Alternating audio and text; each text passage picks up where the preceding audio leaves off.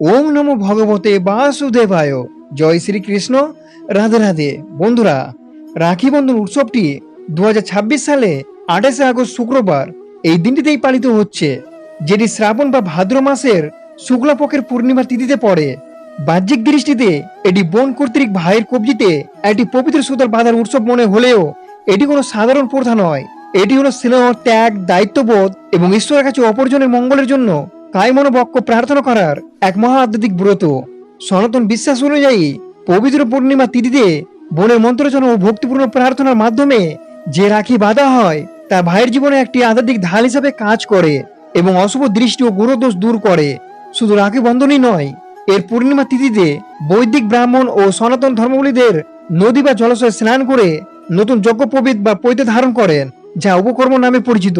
এটি পুরনো পাপ ও জড়তা ত্যাগ করে নতুন শক্তিতে জীবন শুরু করার সংকল্প।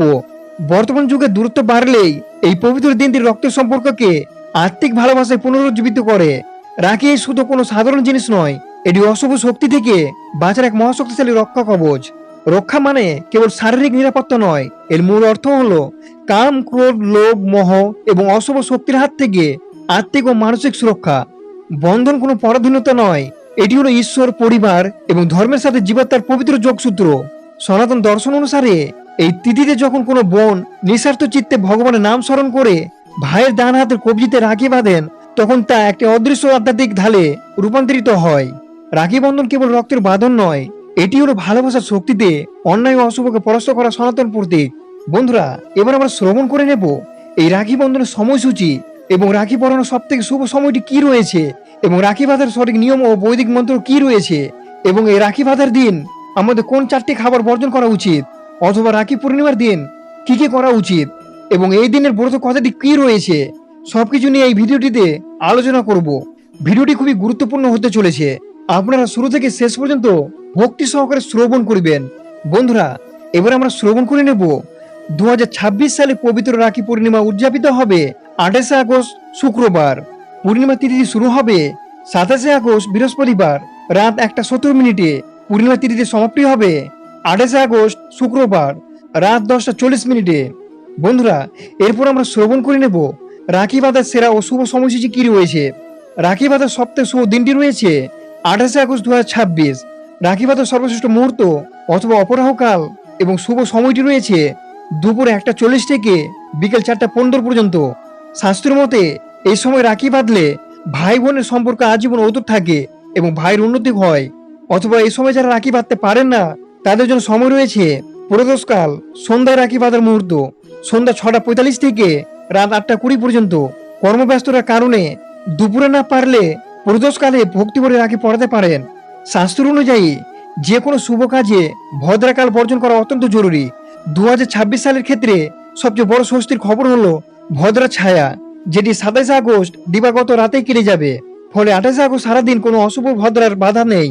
তবুও সর্বোচ্চ শুভ ফল লাভের জন্য দুপুর 1:40 থেকে 4:15 মধ্যে রাখি পরানো সবচেয়ে উত্তম। রাখি বাঁধার সময় ভাইয়ের মুখ সবসময় পূর্ব অথবা উত্তর দিকে রাখা উচিত। রাখি পরার সময় ভাইয়ের মাথা খালি না রেখে রুমাল বা কাপড় দিয়ে ঢেকে রাখার স্বাস্থ্যসম্মত। প্রথমে ভাইয়ের কপালে চন্দন বা কুমকুমের তিলক লাগান এবং তাতে অক্ষত বা অখণ্ড চাল দিন। সবসময় ভাইয়ের ডান হাতের কবজিতে রাখি বাঁধুন। রাখি বাঁধার পর ঘিয়ের প্রদীপ দিয়ে আরতি করে মিষ্টিমুখ করান এবং ভাই তার বোনকে সাধ্যমতো উপহার দিয়ে আশীর্বাদ বা সম্মান জানান।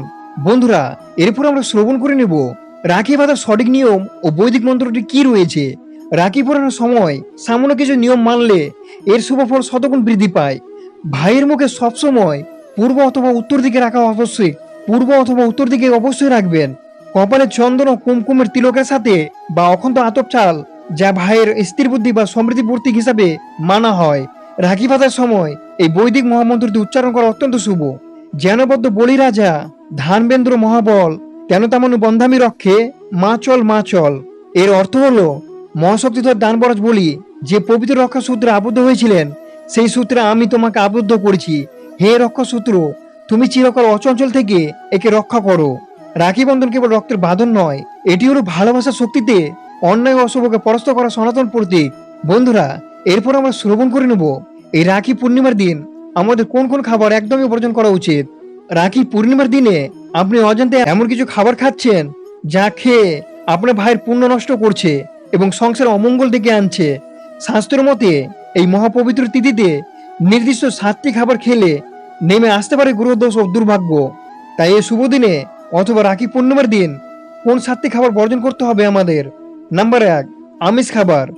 রাখি পূর্ণিমা একটি সাত্ত্বিক ও আধ্যাত্মিক ব্রতের দিন। শাস্ত্রের মতে এই দিন জীব হত্যা বা আমিষ ভক্ষণ করলে শরীরে তামসিক বৃত্তির বৃদ্ধি ঘটে, মন চঞ্চল হয় এবং রাখির রক্ষা কবচে পবিত্র প্রভাব নষ্ট হয়ে যায়।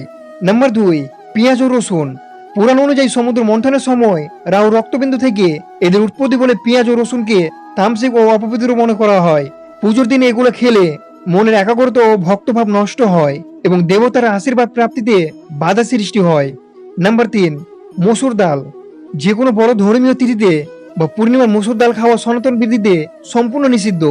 শাস্ত্র মতে মসুর ডালকে রক্তপাদক ও তামসিক খাদ্য হিসেবে গণ্য করা হয়, যা পূর্ণিমার শান্ত আত্মিক শক্তির পরিপন্থী। নাম্বার 4, অতিরিক্ত ঝাল ও বাসি খাবার। আগের দিনে রান্না করা বাসি খাদ্যকে উচ্ছিত ও তামসিক বলা হয়, যা দিয়ে অলসতা ও নেতিবাচক শক্তি আনে। অতিরিক্ত তেল মশলাযুক্ত খাবার রাগ ও ক্রোধ বৃদ্ধি করে, যা ভাই বোনের স্নেহের পরিবেশ নষ্ট করে দেয়। নাম্বার 5, মাদকদ্রব্য ও তামাক জাতীয় বস্তু। রাখি পূর্ণিমা হলো আত্মশুদ্ধি ও সুরক্ষার শপথের দিন। মদ্যপান যে কোনো ধরনের নেশা জাতীয় দ্রব্য গ্রহণ করলে বুদ্ধিভ্রষ্ট হয়ে যায় এবং পরিবারের শুভ শক্তিতে অশুভ ছায়া পড়ে যায়। নাম্বার 6, তিতো বা অতিরিক্ত কষা খাবার। এই উৎসবে মিষ্টি মুখ এবং সম্পর্কে মিষ্টতা বৃদ্ধির প্রতীক। শাস্ত্র মতে শুভ পারিবারিক মিলনের দিনে তিতো জাতীয় খাবার খাওয়া থেকে বিরত থাকা শ্রেয়, যাতে সম্পর্কে কোনো তিক্ততা সৃষ্টি না হয়। নাম্বার 7, অতিরিক্ত ত্বক বা অম্ল জাতীয় খাবার। আয়ুর্বেদ ও জ্যোতিষশাস্ত্রের মতে পূর্ণিমা তিথিতে চন্দ্রের প্রভাবে শরীরে জলীয় উপাদান ও রক্তের প্রভাব দ্রুত পরিবর্তিত হয়। অতিরিক্ত ত্বক বা গাজানো খাবার খেলে শরীরে পিত্তদোষ বাড়ে এবং স্নায়বিক উত্তেজনা তৈরি হয়।